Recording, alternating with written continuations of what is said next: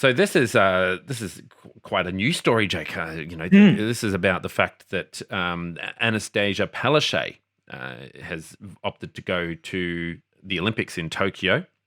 Yep. Fully vaccinated, I imagine. Yeah. She had her Pfizer vaccine a couple of days ago, and she announced that she was getting the Pfizer vaccine in order to ensure that she was fully vaccinated by the time that she made it to Tokyo. But some people are none too happy. I'm angry about it, Jake. I can't leave my house yet. She's gallivanting. Exactly. Across continents. I know, across continents. Well, so this is all. What? All in the name of economics, Greg. Something that a Sydney sider like yourself should be completely on board with. Too much economics here. Economics, yeah. let's do some less. Let's do less economics. Thank you very much, yes. Anastasia Palaszczuk, if that is your real name. Buy a house in Sydney to talk about economics. It's all for a very, very good cause, which is that Queensland is vying for the 2032 Olympics, and in fact, we're one of two front runners. So it's actually very likely that we will actually get the Guernsey, as it were, and get to run away with the torch, as it also were. Right. You get to kick down the door and take the torch and run it back to Cairns, yeah. Exactly. Run rings around you. Better. I don't know. Yeah. All right. So, basically, so it's a big thing. It's a big and important thing. It's part of the tradition, and I realise that this is not necessarily a time for tradition, being COVID times, and being that Tokyo or the Olympics in general are, genuinely under threat because of the latest, I think it's the fourth wave that Japan is actually experiencing at the moment. On the contrary, Jake, I challenge that notion. I believe that now more than ever we need tradition. Yeah, okay, fair enough. Why? Because we need the stability and we need that predictability and we need connection, and that's what traditions are founded upon. Oh, look, I couldn't agree more. Frankly, I love the Olympics. The Olympics to me is one of the greatest times every 4 years. It's the tennis. It's the tennis of. It's the tennis of world sports. That works. Why not? No, I love it. I will even get up early to watch the equestrian events. Will you? And yeah, that's a lie. No. I've done it, Greg. I've done it in previous years.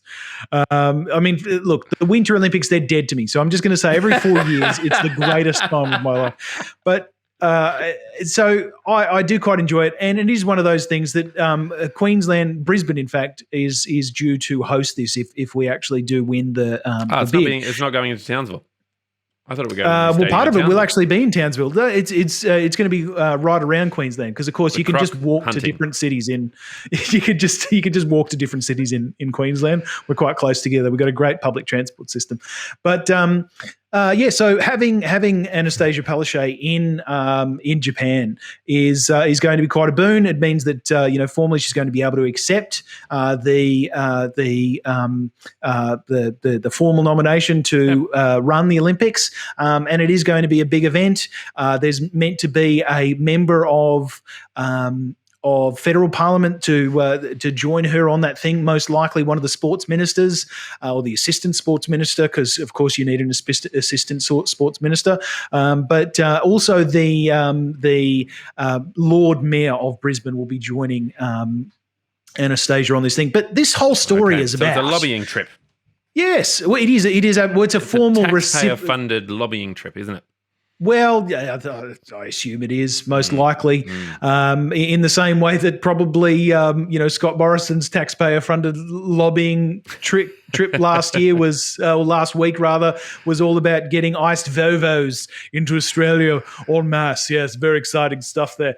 But this whole story is about a petition that's been signed by, in inverted commas, thousands of Australians, demanding that Anastasia Palaszczuk be banned from leaving the country to attend the Tokyo Olympics. The Queensland Premier has insisted that she needed to be in Japan to convince the International Olympic Committee that Brisbane should host the Games in 2032, but with Australians banned from travelling overseas for a holiday or in many cases a business trip until at least mid-2022. More than 7,000 people have signed a change.org petition protesting at her special travel privileges. They want Australian Border Force to block Miss Palaszczuk from being able to leave Australia. Quote, the people of Australia, all 7,000 of them, believe the Queensland government should lead by example, the petition says. Quote, we hereby petition for our, lucky they said hereby. It's not official unless they say hereby. Yeah, the Trump so thing, true. Yeah. We hereby petition for Anastasia Palaszczuk to be denied in capitals. They've been very specific about the capital nature of the word denied. The right to leave Australia at this time until she increases hotel quarantine capacity to such an extent that she will not take up a space that could have gone to a stranded Australian. So essentially what this petition is drawing here is the conclusion that because Anastasia said that she will not be home quarantining like one Scott Morrison, double standards, am I right? Yeah. That's right, yeah. So she will not be home quarantining. No, even though she has had both of those jabberoonies by the time that she has gone to Tokyo and come back, she will. She has suggested that she will submit to hotel quarantine and quarantine for the full 14-day period. So what this, I suppose the other side of this is that Anastasia Palaszczuk campaigned last Friday at last Friday's National Cabinet to have international arrival numbers immediately slashed in half so that the hotel quarantining system could cope after the more contagious Delta variant has put 12 million Australians into COVID lockdown. So yeah, it's pretty extreme, pretty amazing, pretty huge. Frankly, she should go there. She should absolutely lobby for the, because it's billions of dollars, Greg.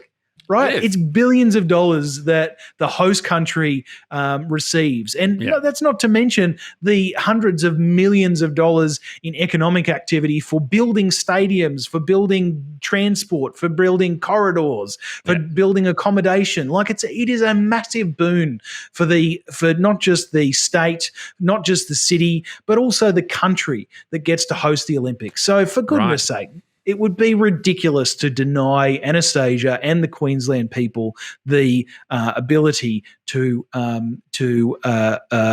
vie for this. And also, if you think about it, Jake, back to the economic argument, we could make a bucket ton of money from having Australians overseas bid on available seats for her flight back. Surely there's a couple of spare seats in there. Yeah, exactly. A couple of rich people who, have a bit of money under their belt. They can, $1 million here or there doesn't really. I don't think the rich people are having any issues getting back into the country. Well, Jake, I think, I beg to differ. All those rich cricketers, straight back in. No, the famous people don't have a problem getting in. No, I don't know. Can you buy your way back? I don't know. You absolutely can. As long as you can purchase first class travel, you can get straight back in. Seats, right? Okay, yeah, okay.